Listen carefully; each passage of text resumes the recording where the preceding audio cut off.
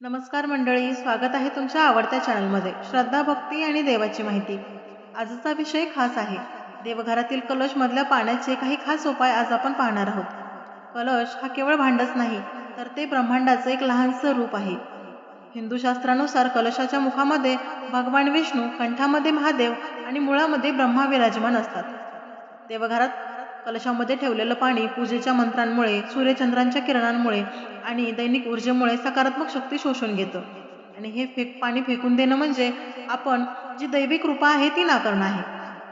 त्याऐवजी आपण काही खास उपाय करा, जेणेकरून घरामधलं दारिद्र्य नष्ट होईल, पितृदोष दूर होईल, नजर बाधा किंवा इतर कोणती बाधा असेल ती जाईल, घरामध्ये सुख समृद्धी नांदेल.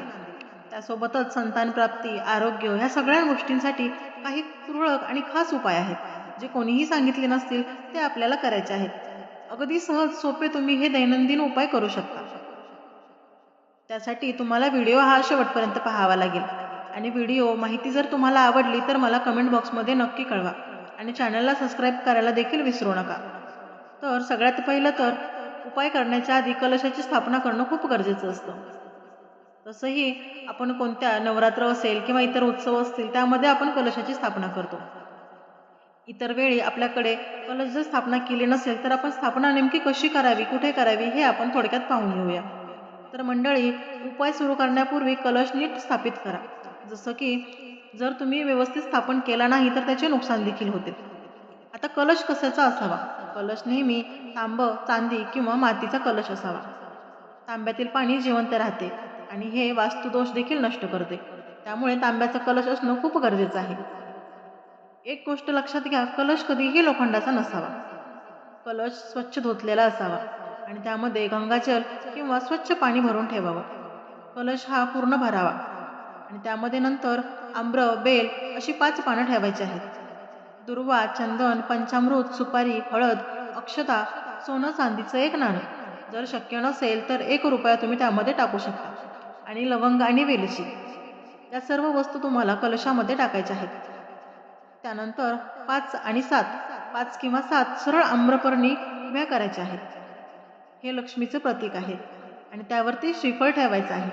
त्याला रुद्राक्षाची माळ, हळदी कुंकू लावायचं आहे. कलशावरती स्वास्तिकाचं चिन्ह काढायचं आहे आणि हा कलश आपल्याला ईशान्य कोपऱ्यामध्ये ठेवायचा आहे. ईशान्य कोपरा म्हणजे उत्तर आणि पूर्व यांमधला कोपरा. यालावरती आपल्याला एक मातीची वेदी बनवायची आहे.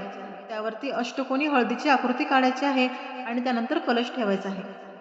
नवरात्री किंवा मंगळवारी याची विशेष स्थापना करायची आहे. रोज त्याला संध्याकाळी दीप प्रज्वलित करायचा आहे, दिवा लावायचा आहे आणि एक मंत्रजप देखील करायचा आहे. साधा हा मंत्रजप जर तुम्ही केला तर तुमच्या घरामधील कोणत्याही अडचणी असतील त्या नक्की दूर होतील. हा पाहणारा आपण सगळ्यात पहिला उपाय आहे. एकदा हा कलश स्थापना झाली की आपल्याला कलशाची पूजा करायची आहे आणि एक सोपा मंत्र म्हणायचा आहे. हा मंत्र खूप गुपित आहे. ओम कलशाय नमः, ओम गंगाय नमः. या मंत्राचा 108 वेळा आपल्याला जप करायचा आहे.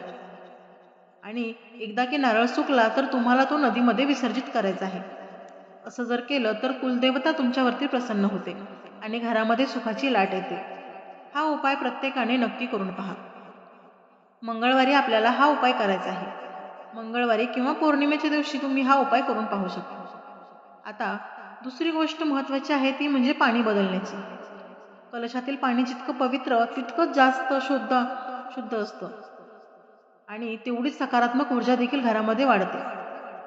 पण तुम्ही जेवढे जास्त दिवस पाणी ठेवाल ते पाणी अशुद्ध होत जातं आणि त्याचे उलट परिणाम देखील आपल्या घरावरती होत असतात.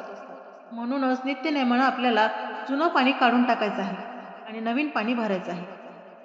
रोज ज्यांना शक्य नसेल त्यांनी कमीत कमी आठवड्यातून 2 वेळा तरी पाणी बदलायचं आहे. पाणी बदलण्याचा दिवस हा मंगळवार किंवा शुक्रवार विशेष असतो. या 2 दिवशी तुम्ही पाणी बदलू शकता. कारण कुलदेवतेसाठी जर आपण कलश ठेवणार असेल तर मंगळवार हा अनिवार्य आहे. आणि पाणी बदलल्याच्या नंतर नवीन पाण्यामध्ये हळद, कुंकू, गंगाजल, गोमूत्र मिक्स करायचं आहे.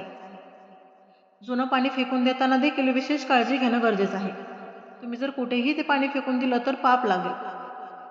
त्यासोबत तुळशी असेल, बेल असेल किंवा अशोकाचं झाड जर तुमच्या घराभोवती असेल तर त्याला हे तुम्ही पाणी टाकू शकता. आणि पूजेनंतर लगेच हा तुम्हाला उपाय करायचा आहे. जर तुम्हाला जाणवलं की घटामधलं पाणी किंवा कलशामधलं पाणी कमी झालं आहे, तर त्यामध्ये पाणी भरून घ्या आणि नंतर पूजा चालू ठेवा. त्यासोबत आपल्याला एक दैनंदिन उपाय देखील करणं खूप गरजेचं आहे, जो की घर शुद्धीकरणासाठी आहे. पूजेनंतर तळहातामध्ये थोडंसं पाणी घ्यायचं आहे आणि घरांच्या चारही कोपऱ्यांमध्ये, भिंतीवर, छतावर छिडकायचं आहे. यामुळे काय होतं, जी नजरबाधा असेल, भूतप्रेत बाधा असेल किंवा इतर कोणते दोष असतील ते नक्की दूर होतील. घरामध्ये सकारात्मक ऊर्जा नांदेल. मुख्य दाराजवळ देखील तुम्ही हे पाणी टाकू शकता. मुख्य दाराच्या दोन्ही बाजूंना तुम्हाला हे पाणी टाकायचं आहे. यामुळे जी पुढे चालून येणारी संकटे आहेत ती देखील दूर होतात. नवीन संधी मिळतात.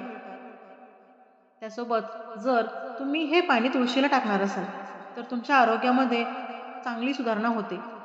जर तुम्हाला श्वास समस्या असतील, सर्दी खोकल्यासारख्या समस्या असतील, या सर्व दूर होतील. दीर्घायुष्य देखील तुमचं वाढेल. आणि जर स्वयंपाकघरात जर पाणी टाकलं, तुम्ही छिडकलं, तर अन्न हे पवित्र होईल. अण्णांमधून पवित्र ऊर्जा घरामध्ये निर्माण होईल. यामुळे घरामध्ये चांगले काम मार्गी लागतील. त्यासोबतच घरामध्ये वाद देखील होणार नाही. हा उपाय ज्या दिवशी तुम्ही करणार त्याच दिवशी तुम्हाला जाणून येईल की घरामधले वाद कमी झालेले आहेत, सकारात्मक वातावरण निर्माण झालेलं आहे आणि सगळ्यात महत्त्वाचं म्हणजे त्या दिवशी तुम्हाला झोप चांगली लागलेली आहे. जर तुम्हाला हा अनुभव आला, तुम्ही जर हा उपाय करून पाहिला आणि तुम्हाला हा अनुभव आला, तर मला कमेंट बॉक्समध्ये नक्की कळवा.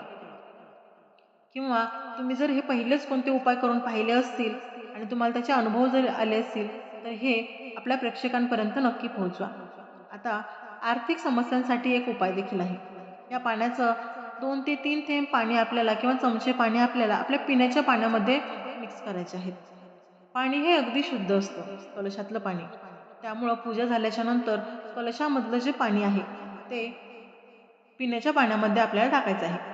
त्या त्यामुळे दारिद्र्य नष्ट होतं. व्यवसाय, नोकरी यामध्ये तुम्हाला चांगला नफा मिळतो. तुम्ही जे घेणारे निर्णय आहेत, कोणत्याही बाबतीतले तुमचे निर्णय हे कधीही चुकीचे घडणार नाहीत. त्यासोबत नोकरीमध्ये आणि व्यवसायामध्ये वाढच मिळेल. तुमच्या घरामध्ये जर पैशांच्या बाबतीत काही अडचणी असतील, तर थोडंसं पाणी तुम्हाला तिजोरीमध्ये देखील शिडकायचं आहे. यामुळे धनप्रवाह सुरळीत होतो. आणि हा उपाय आपल्याला गुरुवारी करायचा आहे. त्यासोबत गुरुवार दिवशी आपल्याला एक सुपारी देखील मिसळवायची आहे. मंगळवार आणि गुरुवारी केलेले खास उपाय हे कर्जमुक्तीसाठी असतात. त्यामुळे ज्यांना कर्जामधून मुक्ती पाहिजे असेल, कर्ज खूप जास्त झालेलं असेल, त्यांनी या 2 वारी तुम्हाला हे उपाय करायचे आहेत. आता त्यानंतर आरोग्य आणि संतान प्राप्तीसाठी देखील हे पाणी खूप महत्त्वाचं आहे. जसं की डोळ्यांवरती तुम्हाला ह्याचे 2 थेंब टाकायचे आहेत. यामुळे महिला ज्या आहेत त्यांना एक मानसिक असा थकवा जो असेल तो दूर होतो. त्यासोबत सौभाग्य देखील वाढतं. आणि जे नवविवाहित आहेत त्यांनी हे पाणी बेडरूममध्ये तुमच्या छिडकायचं आहे. त्यामुळे संतान प्राप्तीचे योग तुमच्या कुंडलीमध्ये किंवा तुमच्या आयुष्यामध्ये येतात. कोणाची नजरबाधा जर झाली असेल तीही यामुळे दूर होते. हे पाणी तुम्ही लहान मुलांना प्यायला देखील देऊ शकता. तांब्यातील तांब्याच्या भांड्यातील पाणी हे अधिक शुद्ध असतं आणि प्रभावी असतं. त्यासोबत आपण त्याची पूजा केलेली असते. त्यामध्ये सकारात्मक प्रवाहही वाढत असतात. असं पाणी मुलांना जर तुम्ही प्यायला दिलं तर त्यांची बुद्धी वाढते. जर लहान मुले असतील, पीत नसतील तर त्यांच्या कपाळावरती थोडंसं तुम्हाला हे पाणी लावायचं आहे. यामुळे रोगप्रतिकार शक्ती कमी देखील होते. आता वास्तू आणि पितृदोष निवारणासाठी देखील एक उपाय आहे.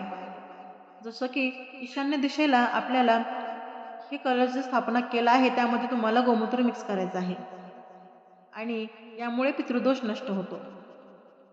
त्यासोबत ब्रह्मस्थानामध्ये तुम्हाला हे पाणी टाकायचं आहे.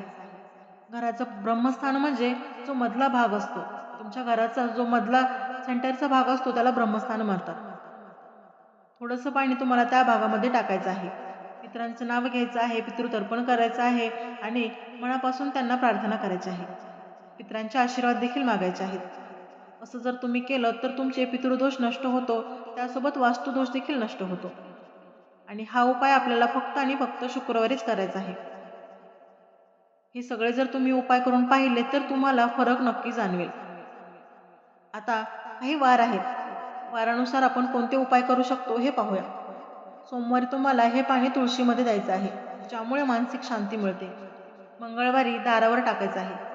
येणारी संकटे दूर होतात. बुधवारी या या पाण्यामध्ये थोडंसं पायावरती पाणी टाकायचं आहे किंवा हातावरती टाकायचं आहे. व्यवसायामध्ये वाढ होते. गुरुवारी हे पाणी तुम्हाला गुरुवारचा जर उपाय केला, सुपारी जर यामध्ये टाकली, तर धनप्रवाह वाढतो, कर्जमुक्तीसाठी आहे. त्यासोबत रोगमुक्तीसाठी देखील आहे. आणि शुक्रवारी केलेले उपाय हे वैवाहिक सुखासाठी आहेत. शनिवारी जेव्हा आपण शनिवारी उपाय करतो हे वास्तुशुद्धीसाठी असतात. मित्रांनो, तुम्हाला ही माहिती आवडली आहे का? हे उपाय तुम्ही नियमित करून पहा. तुमच्या आयुष्यामध्ये चमत्कार घडला नाही असं होणारच नाही. आणि अशाच नवनवीन माहितीसाठी तुम्ही चॅनलला सबस्क्राईब देखील करा. माहिती जर आवडली असेल तर मला कमेंट बॉक्समध्ये नक्की कळवा. आणि आपल्या मराठी चॅनलला असंच सपोर्ट करा. धन्यवाद मंडळी. भेटूया पुढच्या व्हिडिओमध्ये नवीन माहितींसोबत. धन्यवाद.